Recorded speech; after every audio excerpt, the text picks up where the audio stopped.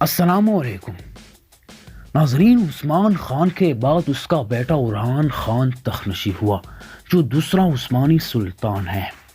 اورحان خان کا تذکرہ لکھنے سے بیشتر ضروری معلوم ہوتا ہے کہ رومی سلطنت کا مجمل تذکرہ کر دیا جائے تاکہ ان حالات اور ان فتوحات کے سمجھنے میں آسانی ہو جو اورحان خان نے اپنے عہدے حکومت میں وقوع پذیر کر دی ہے۔ حضرت عیسیٰ علیہ السلام کی پیدائش سے پونے 600 سال پیشتر ملک اطالیہ کے اندر سلویا نامی ایک کنواری لڑکی کے پیٹ سے دو توام لڑکے پیدا ہوئے۔ ایک کا نام رومولس اور دوسرے کا نام ریموس رکھا گیا۔ کہا جاتا ہے کہ یہ دونوں بچے مریخ دیوتا کے نطفہ سے پیدا ہوئے تھے۔ سلویا نامی کنواری لڑکی ولسٹا دیو کی مندر کی پچارن تھی جہاں مریخ دیوتا نے آ کر اس کو حاملہ کیا تھا۔ رومولس اور ریموس کو پیدا ہونے کے بعد کسی کشتی یا ٹوکری میں رکھ کر دریا میں ڈال دیا گیا تھا۔ پانی کی موجوں نے ان کو جنگل یا پہاڑ کے دامن میں ساحل پر ڈال دیا۔ وہاں ایک مادہ گرگ نے آ کر ان کو دودھ پلایا اور ان کی حفاظت کرنے لگی۔ اس طرح بیڑیے کا دودھ پی پی کر ان دونوں بچوں نے پرورش پائی۔ اتفاقاً بادشاہ کا ایک گڈریا اس طرف کو آ نکلا اور اس نے ان بچوں کو دیکھ کر اٹھا لیا اور اپنے بادشاہ کے سامنے لایا۔ بادشاہ بیگن میں ان کو محبت کے ساتھ لے کر پرورش کیا۔ بڑے ہو کر ان دونوں بھائیوں نے ایک شہر کی بنیاد رکھی۔ یہ شہر روم یا روما کے نام سے موسوم ہوا اور ان کی اولاد میں ایک ایسی عظیم و شان سلطنت قائم ہوئی جو دنیا کی عظیم و مہیب سلطنتوں میں شمار ہوتی ہے۔ شہر روما آج کل بھی ملک اٹلی کا دار و سلطنت ہے، مگر رومولس اور ریموس کی قائم کی ہوئی رومن سلطنت کا اب نام و نشان باقی نہیں رہا۔ یہ سلطنت جب اپنے انتہائی عروج کو پہنچ گئی تو اس کے دو ٹکڑے ہو گئے، ایک کو مشرقی روم اور دوسری کو مغربی روم کہتے تھے۔ مغربی روم کا دارالسلطنت تو شہر روما ہی ہے اور مشرقی روم کا دارالسلطنت قسطنطنیہ قرار پایا۔ مغربی روم پر شمالی یورپ اور روس کی وحشی قوموں نے بار بار حملے کرنے کے بعد ان کو بے حد کمزور ناتواں بنا دیا اور بالآخر مغربی روم کی سلطنت محدود ہو کر دو حصوں میں منقسم ہو گئی۔ جنیوا اور وینس میں الگ الگ سلطنتیں قائم ہوئی اور وہ بھی مختلف صورتوں میں تبدیل ہو کر معدوم ہوئی اور ان کی جگہ نئی حکومتیں قائم ہو گئی، مگر مشرقی روم پر شمالی ہم آوروں کے آفتیں بہت ہی کم نازل ہوئی اور اس کو یورپی وحشتیوں کی ہاتھ سے کوئی نقصان نہیں پہنچا۔ ایک زمانہ ایسا بھی آیا کہ قسطنطنیہ کے بادشاہ کا شہر روما پر بھی عملی دخل ہو گیا تھا۔ عرب اور ایران والے مغربی روم سے تو ناواقف تھے، جس کے نام پر سلطنت روم موسوم تھی، وہ مشرقی روم کو جانتے تھے۔ مشرقی روم یعنی قسطنطنیہ کے فرمان رواؤں نے عیسائی مذہب قبول کر کے اس کی اطاعت شروع کی، تو یورپ کے تمام وہ قومیں جو عیسائی مذہب قبول کرتی تھے قسطنطنیہ کے بادشاہ کو عزت و عظمت کی نظر سے دیکھتی تھی، یہاں تک کہ قریباً تمام یورپ عیسائی مذہب میں داخل ہو گیا اور اسی لیے قیصر روم کو یورپ میں خصوصی وقار حاصل ہوا۔ جب قسطنطنیہ کا دربار عیسائی ہو گیا اور اس کے مقبوضہ ممالک میں عیسائی مذہب پھیل گیا تو عرب و ایران کے لوگ ہر ایک عیسائی کو رومی کے نام سے یاد کرنے لگے۔ قسطنطنیہ کی قیصر کی سلطنت چونکہ یونان کے شہنشاہی کے کنڈروں پر تعمیر ہوئی تھی اور قیصر روم سکندر یونانی کے مقبوضہ ممالک کا مالک تھا، لہذا قسطنطنیہ کی سلطنت کو یونانی سلطنت بھی کہا جاتا تھا۔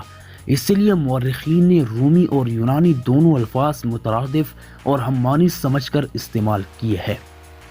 قیصر قسطنطنیہ کی سلطنت میں چونکہ ایشیائی کوچک اور شام کا ملک بھی شامل تھا، اس لیے اسلام کے ابتدائی زمانے میں ایشیائی کوچک کو روم کا ملک کہا جاتا تھا۔ ملک شام سے تو عیسائی حکومت بہت جلد اٹھا دی گئی تھی، مگر ایشیائی کوچک میں قیصر روم کی حکومت عہدی اسلامیہ میں بھی عرصہ دراز تک قائم رہی۔ اس لیے ایشیائی کوچک کو عام طور پر ملک روم کہا جاتا ہے۔ جب سلجوکیوں کی ایک سلطنت ایشیائی کوچک کے ایک حصے میں داخل ہوئی تو اس کو ملک روم کی سلجوکی سلطنت کہا گیا، اور اس سلطنت کے سلاطین سلاجقہ روم کے نام سے پکارے گئے۔ ان سلاجقہ روم کے بعد عثمان خان اول نے اپنی سلطنت ایشیائی کوچک میں قائم کی اور قریباً تمام ایشیائی کوچک پر قابض ہوا، تو وہ بھی سلطان روم کہلایا گیا۔ پھر اس کے بعد سے آج تک عثمانی سلاطین سلطان روم ہی کہلائے جاتے ہیں۔ قسطنطنیہ کے قیصر نے جب عیسوی مذہب قبول کیا تو اس عیسوی سلطنت اور ایران کی مجوسی سلطنت پر بار بار لڑائیاں ہوئی۔ ان لڑائیوں کا سلسلہ جاری ہی تھا کہ ملک عرب میں اسلامی سلطنت نے قائم ہو کر مجوسیوں اور عیسائیوں کو مبہوت کر دیا۔ مجوسی سلطنت تو پاش ہو کر معدوم ہو گئی، لیکن قسطنطنیہ کی عیسائی سلطنت عرصے دراز تک قائم رہی۔ ہم جس زمانے کی تاریخ بیان کر رہے ہیں اس زمانے میں بھی یہ عیسائی سلطنت موجود ہے۔ خلفائے راشدین کے عہد سعادت میں شام و فلسطین و مصر قیصر روم کی عیسائی حکومت بالکل مٹا دی گئی تھی۔ ان کے بعد خلفائے بنو امیہ اور خلفائے بنو عباس کے زمانے میں قیصر روم کے ساتھ برابر لڑائیوں کا سلسلہ جاری رہا، جس کا مختصر طور پر خلفاء کے حالات میں کہیں کہیں ذکر آتا رہا ہے۔ ایشیائی کوچک کا ایک ملک قریباً 700 سال سے برابر مسلمانوں اور عیسائیوں کا میدان جنگ بنا ہوا تھا۔ کسی زمانے میں مسلمانوں کو دھکیلتے ہوئے دردنیال اور بحیرہ معمورہ تک لے جاتے تھے، اور کبھی عیسائی مسلمانوں ریلتے ہوئے ایران و کورستان تک چلے آتے تھے۔ عیسائیوں کی سلطنت کو قدرتی طور پر مسلمانوں کے مقابلے میں دیر تک زندہ رہنے کا اس لیے موقع مل گیا کہ آپس کی نا اتفاقیوں اور خانہ جنگیوں سے مسلمانوں کو ایسا موقع میسر نہیں آیا کہ وہ عیسائی رومی سلطنت کا قصہ پاک کرتے۔ اس رہے سہے کام کو ترکان عثمانی نے پورا کیا، اور اسی لیے وہ عالم اسلام کے محبوب و مقتدی سمجھنے ہو گئے۔ ہم جس زمانے کا ذکر کر رہے ہیں یہ وہ زمانہ ہے کہ یورپ کے صلیبی سیلاب شام و فلسطین کے میدانوں میں بار بار موج زن ہو چکے ہیں۔ عیسائیوں کے مجاہدین مسلمانوں کے مقابلے میں شکست پا کر اور مسلمانوں کی علمی و اخلاقی ترقیات سے متاثر ہو کر یورپ میں واپس جا کر اور یورپ کے تمام ملکوں میں پھیل کر عیسائی ممالک کو بیدار اور ترقی کی طرف مائل و متوجہ کر چکے ہیں۔ اس زمانے کی نسبت عیسائیوں کا یہ کہنا ہے کہ رومی سلطنت بہت ہی غافل اور کمزور تھی، سراسر غلط ہے۔ عیسائیوں میں مسلمانوں کی مخالفت کے لیے اتفاق اور جوش بدرجہ عتم پیدا ہو جاتا ہے۔ قسطنطنیہ کا دربار سب سے زیادہ متاثر ہوا تھا۔ قسطنطنیہ کی سلطنت نسبتاً سب سے زیادہ طاقتور اور فنون جنگ سے واقف اور مقابلے کی اہلیت رکھتی تھی۔ اس سے پہلے زمانے میں یورپ کی دوسرے سلطنتیں قسطنطنیہ کی سلطنت سے رقابت بھی رکھتی تھی، لیکن لڑائیوں کے بعد تمام یورپ کی ہمدردی قسطنطنیہ کے قیصر سے متعلق تھی۔ قیصر قسطنطنیہ کے تعلقات صرف یورپ کے سلاطین تک محدود نہ تھے، بلکہ وہ مسلمانوں کے ہر ایک دشمن کو اپنا دوست سمجھ کر اس سے محبت و مودت کے تعلقات رکھتا تھا۔ چنگیز خان اور اس کی اولاد کو فاتح اور نامسلمان دے کر قیصر قسطنطنیہ کے سفیر مغلوں کے دربار میں قراقرم اور چین تک پہنچتے ہوئے، اور ابھی آگے چل کر معلوم ہوگا کہ قسطنطنیہ کے فرمان رواؤں کو اس میں بھی تعمیل نہ تھا کہ وہ اپنے مد مقابل اور حریف کو اپنی بیٹی دے کر اپنا مواقف بنانے کی کوشش کرے اور اس کے خطرے سے محفوظ ہو جائے اور اپنا کام نکالے۔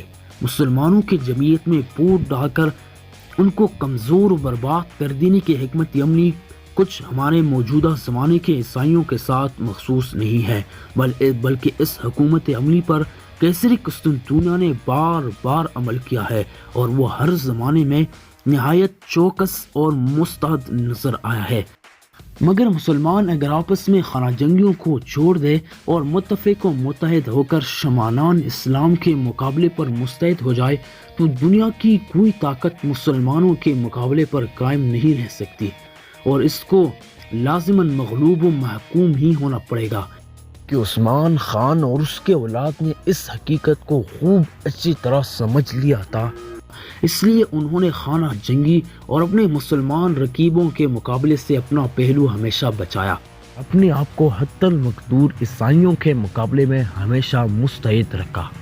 چنانچہ وہ اس عظیم و شان کام کو انجام دے سکے جو ان کے مقتدمین سے انجام پذیر نہ ہو سکا.